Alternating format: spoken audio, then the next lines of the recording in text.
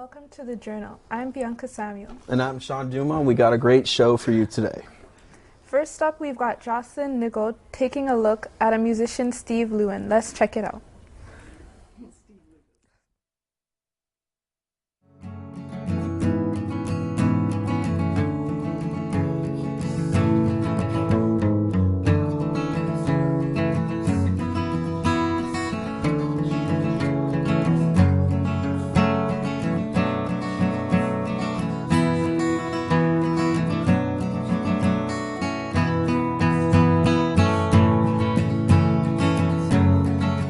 I've been always into music. It's always been a big part of my life, and not just a fan and a lover, but someone who's always been interested in being part of the industry. I started playing guitar when I was, I guess seriously, when I was 13 or something. Picked it up in my house, in my basement, found one in my basement when I was, 12 or 10 or something. Just kept playing, played by ear, and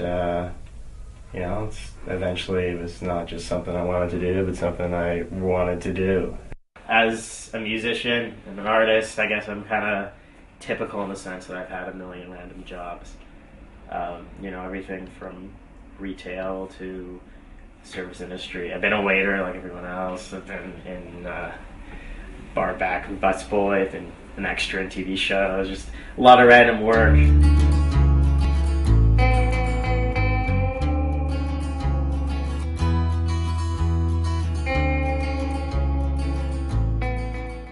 I write about, it's a form of expression, so whatever I want to express, which is usually it's emotional. Give it a bit of a twist, kind of sometimes exaggeration, to get a bit more emotional. It's a form of expression. If you want to comment on society, or I'm not a political person so much in terms of my music, but if that's how I'm feeling at any given time, that's something I'm going to write about. But songwriters in my nature, I guess it tends to be a lot of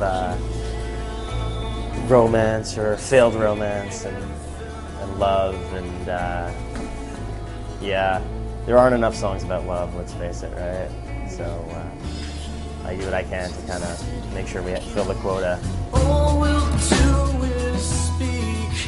You leave this town, man, I'm surrounded by the death of a dream. Released a record in the summer and traveled a bit, played some shows in Europe and the US. And right now I'm still working on promoting that, doing a lot of prep work for promotion. I'm going to be going on tour next year, doing a European tour, working on a couple music videos that hopefully everyone will see out soon and like. Songs are doing well, people like the record, so just kind of working on the kind of marketing aspect, but we'll see where things go for the future. It's just, you got to build one day at a time, one step at a time. Everything is always progressing, and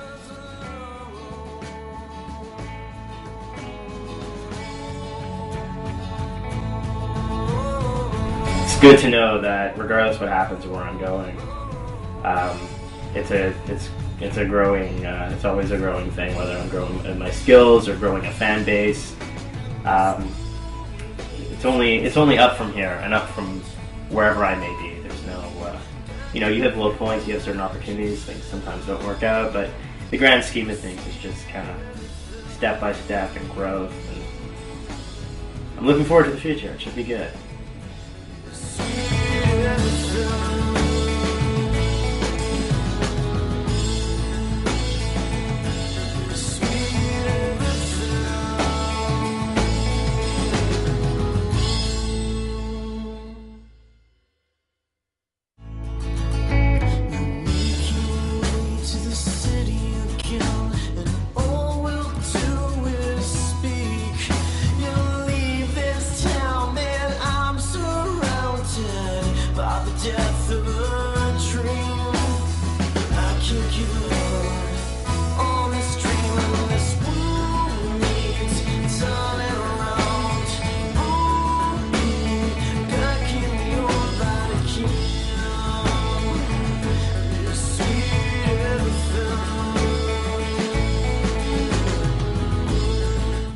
That was great, Jocelyn. Thanks. If you ever wanted to get into radio, then our next segment should interest you. Sydney took a look at 102.1 The Edge and their Edge intern army. Today we're heading down to the Sound Academy in Toronto to check out 102.1 The Edge's intern army in action. So who are the intern army and what do they do? The Edge intern army is comprised of young, hardworking individuals selected for their love of all things radio as well as their passion for the music industry. These young adults, who are for the most part in school for broadcasting, spend their nights setting up and hanging out with concert goers right outside the event for all the major rock concerts in the city. They take photos, banner, and entertain those stuck in line till the show starts. And after the show, they're still there, ready to hand out free swag to those sober enough to accept. The Edge intern army is the face of the Edge, out on the street. I got to sit down with the interns and ask them personally why they love what they do. Here's what they had to say about working for the Edge. Well, I grew up listening to The Edge. My brother was a huge fan, all my friends are fans, and I love the music that they play. So I really wanted to be a part of the whole scene because it's youthful and edgy, and they play alternative rock, all my favorite music, and I just really am interested in radio. The people that I get to meet and the ones that I get to work with, it's just unlike any experience I've ever had in my life, and it's to die for. I love being an Edge intern because the listeners who come out to see the shows are amazing. They're the coolest people I've ever met, and not only that, but being part of the Edge intern army, the interns themselves make the experience just freaking awesome. I grew up listening to The Edge. It sounds really cliche, but since I was in high school, it was my radio station of choice, so it kind of felt like a big part of my life, and when it came up to pick an internship and I saw the poster for it, it's like, why wouldn't I want to be part of the team, right? There you have it, why being an Edge intern is so great.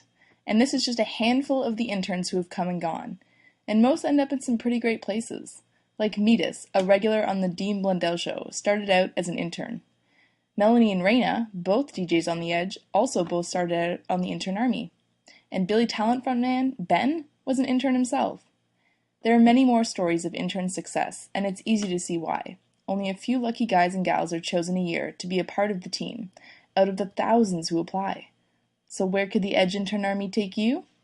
Well, if you're in school for radio, you can apply through the Edge's website and find out for yourself why being an Edge intern is more than just tons of fun.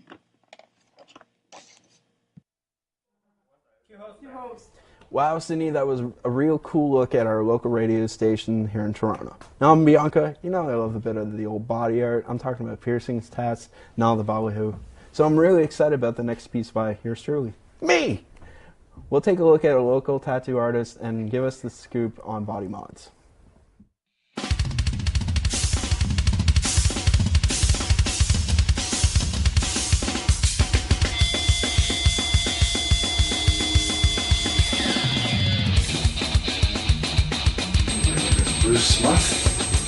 I'm an artist, currently doing tattoos as well as my art. How long have you been tattooing for? 31 years. In the same place in Scarborough, Toronto here. Now, do you think the business has changed much in those 30 years? Oh,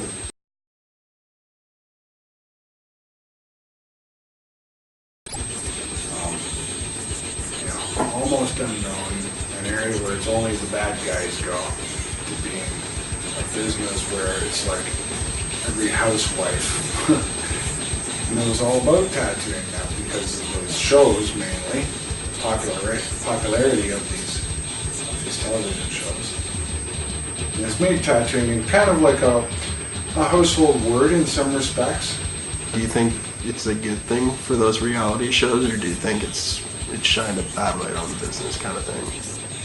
Those reality shows are a double-edged sword. They're good and bad. You know, they're good that they popularize tattooing in a good, positive way, but they're also bad because they're kind of showing it in a way that people think anyone can do this and anyone can get in on this gig, and it's like a heavy-paying gig. Like one of the guys at one of these shows said, you know, I get paid doctor money. And he looked at the camera and I said, you know, what the hell are you talking about? doctor money. You know, I mean, sure, you can say a tattoo artist charges $100 an hour to tattoo, but that isn't all his $100 an hour. It's not like, you know, he's rolling in doctor money. How do you think business is going these days? No, business is going really slow these days. I mean, and I don't know why. I think there's a few factors involved. The current financial situation of the world has a huge part of it. Everyone's just hanging on to their money because no one knows what's going on. You know, everyone's afraid to buy anything except, you know, the necessities and plus a little bit of alcohol. There are a lot of tattoo artists around now too, so that's contributing to the sort of slowdown of the business as well. You know, well, tattooing isn't going anywhere in the future. I mean, it's going to stay. We're going to keep tattooing forever. We've tattooed since millennia, since time immemorial, right? Since man was a primitive person, cavemen did tattoos. That's a fact. It's been proven. It's a primal urge that man has to mark himself.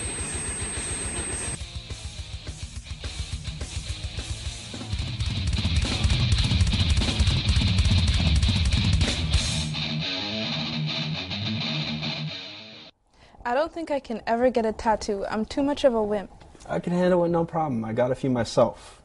Wow, Shawn. Well, let's shift gears now and check out this next segment, the importance of contributing to charity. It was done by Natasha Iclietes, and I think it might be a real eye-opener.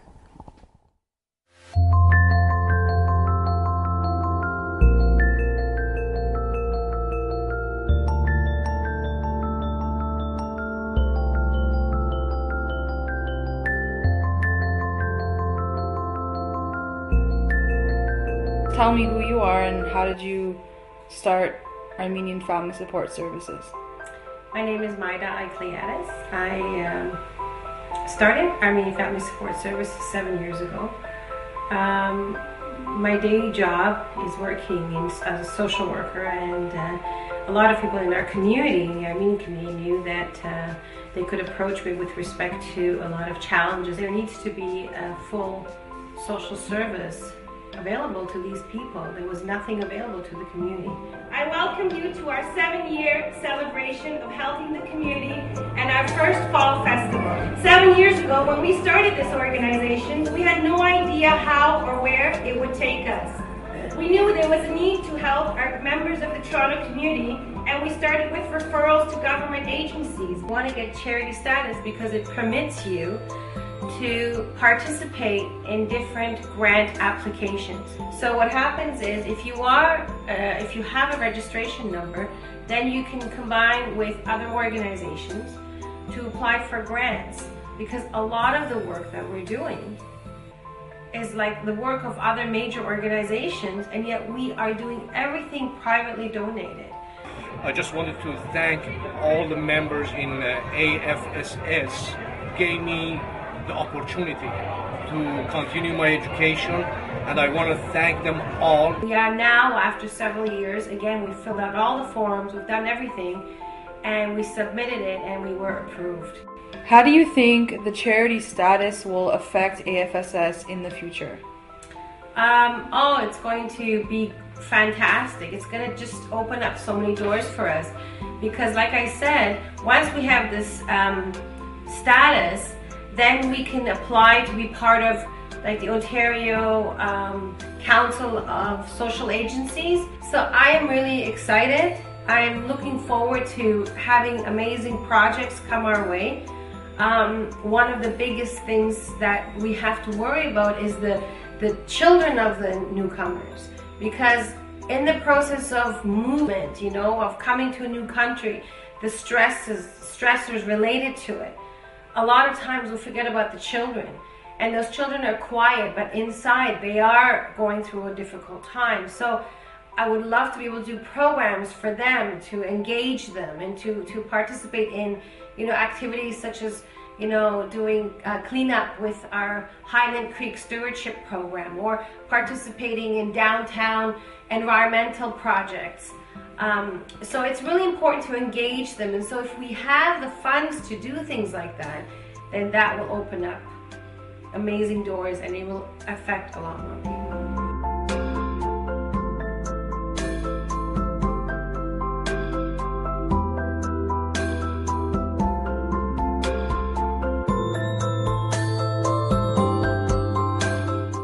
Natasha, that was great. Bianca, the next piece is the one I've been looking forward to. You know I have sweet freestyling skills, right? No.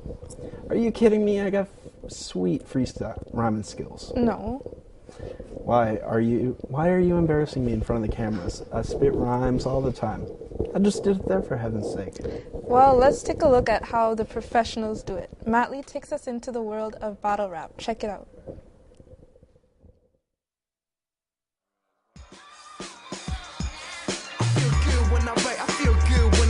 Feel good on the mic, I feel good on this track. Street poetry, but you hear no evil. Feel good music for the feel good people. If you two-step on, vibe to the beat. Let the music make what to inspire you to be. Hands in the stands is really all that I need. So my fans and my fam are relying on me. I'm Diaz, and I am a hip-hop artist. I grew up in, like urban parts of Toronto. And yeah, I slowly got into hip-hop. I remember I got a crisscross tape. And then my older cousins came with some Snoop Dogg CDs and Cypress Hill CDs. And I was young. I was like 10 years old. And I was like, okay, this is it. I fell in love with hip-hop right then and there, and we started breakdancing. We were breakers, I breakdanced till I was about like 15. And that's how I got into the hip-hop movement. So I always used to write poetry as a kid. So then, yeah, I did that, slowly just transitioned into rhymes, started performing, started spitting just in high school, battling and stuff. Started a hip-hop club at the high school, just kept it going from there, and then took it serious at the age of 18, 19. When in high school, when we did the hip-hop club and I did my first shows, and if you think about it, like high school it was 1,000 kids. So we would do shows at assemblies and whatnot, in front of 1,000 people cheering you on. Right there you catch that bug that you hear every artist talking about, right? And then from there I was like, yes, this is what I want to do. I work at a music label as well. Because the way I look at it, it's like, why work at a restaurant and try to do music on the side, Yeah. Why work in a factory or construction, I was like, I'm going to be in the music biz one way or another. Like, I interned in studios. It wasn't easy. Like, I'm 25. I'm turning 25, right? So it wasn't easy. It took me a while. Like, once I graduated school, I had to intern. You have to pay your dues just like any other biz, right?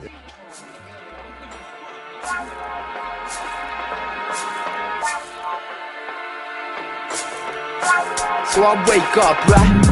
I wake up in the morning. Yeah, the 2-on-2, man, it was a crazy, crazy tournament. Lasted like 8 months or something like that, 9 months maybe, I don't even remember. But I wasn't thinking of entering it, didn't really have much plans. Hollered at a couple MCs that I was interested to team up with. And the dudes I was interested with teaming up, I already had a teammate, so couldn't do it with them. And obviously, I thought it was gonna be Rich and Twist, and I didn't even ask Rich. And then he reached out to me and he was like, yo, Twist can't do it. Because he has some other big priorities and stuff going on and I can't commit to it. So I was like, let's go. Pull Rich, dig deep in yo, bitch! With me is the city! My homie. Yo, Diaz, sticking my noodle dip deep in your chick's culo? That worked. And it was a crazy, crazy journey, man. We started with Q and Jay Walker, and then we thought it was gonna be an easy battle, but they came with crazy fire. This dude's wasted. He's too basic. True statement. You drink tequila and you make it. I heard you want to be a cop, but there's gotta be a joke now. I can see you with your badge all stoked and so proud, then smash! I'll run you down in a snowplow! And then after that battle, I was like, okay, if we beat Jack Shit and Nameless, we're going to the final. As a matter of fact, bitch, you look like Jack Black in a catfish, Zach Galifianakis, a crack addict with chapped lips, cap cannons, and that's it. Yeah! So we beat them, and then it was HFK and Shawn, which was also a great battle. If you think your hands are hard, then just stand and spar. I move my feet like a dancing star. You spit candy bars. I'll put landmines in your family's yard. Kill you, your man Jafar, and turn close excess into Kandahar. In the finals, what can I say, man? Wait till you guys see that video. You can feel the tension in the air, man. Like dudes were like, we almost got in a fight halfway through the battle. You know what I mean? So it was definitely the best thing I've ever been part of in my career as far as battling. All right, that being said, judges right now are at a split decision. Gully handing the winner. The winner of the $5,000 on one fucking vote is Poor Britchen. That's right. Okay, I got to admit my skills aren't quite up to that level, but we're gonna leave you guys with a guy whose rapping skills are beyond anything I've ever seen. Mike Stoddart is going to dance off to the beat of Ruph Regimen. Take it away, Mike. Yo, I'm Matt Lee. It's Ruph Reg right here, y'all. And this one's for you. This one's for you. This one's for you. Matt Lee or Reg rolling through. Put your drink to this one's for you. Oh to you. Everybody in a lovely mood. It's what we do. This one's for you. This one's for you. To the DJ on the ones and twos. Everybody get loud. This one's for you. Whoever on the dance floor trying to bust a move. Yo. What? This one's for you. And this one's for you. And this one's for the blue, green, black, brown, and white. For y'all who fight in the stereotype. For y'all who come in light of the hype. Who picked up a book to put down the pipe. Cause life is right for the picking. To reiterate that I say Charles Dickens. A marvel, you can say I'm comic stripping. Gin and tonic on the wagon, but it's tipping. Yeah, never sipping cause we love the chugging. We always rip with nothing but loving. We always equipped with nothing but nugs. Like a white boy, yeah, wearing nothing but luck. So I give nothing but hugs and handshakes. And we drink nothing but cakes with pancakes. This one's for the culture that I knew. White, brown, black, green, or blue. This one's for you. Matt Lee and Reg rolling through. Put your drink up, this one's for you. Oh to you. Everybody in a lovely mood. It's what we do. This one's for you. This one's for you. To the DJ on the ones and twos. Everybody get loud. This one's for you. Whoever on the dance floor trying to bust a move. Yo, this one's for you. This one's for you. This one's for the non-believers. Yeah, the good ears and underachievers. Hidden gems and up the sleevers. Damn man, you better leave it to the beavers. Cause I'm white as a ghost with a toast to break even. And I'm scared of the future and I can't even see it. It might not work out or be fit. So I'ma catch up to the mustard or relic. What I got in the present tense. And if the life I live doesn't make much sense, it didn't end up how I wanted. With 9 to 5 shifts and brown bag lunches. I imagine a mansion with 6 cars and wound up in wanting old garage. Trapped in a mirage with a Vegas view. But whoever has dreams to redeem, this one's for you. Cause it's Matt Lee and Reg rolling through. Put your drink up, this one's for you. Oh to you. Everybody in a lovely mood. It's what we do. This one's for you. This one's for you. To the DJ on the ones and twos. Everybody get loud. This one's for you. Whoever on the dance floor trying to bust a move. Yo, this one's for you. This one's for you. This one is for the parents who pay the bills and run the errands. Who may have chills and don't stop caring. Oh, make the meals and don't stop sharing. So listen to the lyrics and get your bearings. Cause hip hop to me is like a good marriage. Each album is a kid I can cherish, but it takes more than I must to bear it. So air it from your house and radio. It's for the whole family. I'm not an R-rated video for the dinner party, but I ain't fitty though. Work hard for 5 years to not be pitiful. Cause I ain't like the Jonas Brothers. I'm real to the touch, not a bogus wonder. Can't crank that, but I got something to prove. For real hip hop, what this one's for you. Cause it's Matt Lee and Reg rolling through. Put your drink up, this one's for you. Oh to you. Everybody in a lovely mood. It's what we do. This one's for you. This one's for you. And to the DJ on the ones and twos. Everybody get loud. This one's for you. Whoever on the dance floor trying to bust a move. Or what? This one's for who? This one's for you.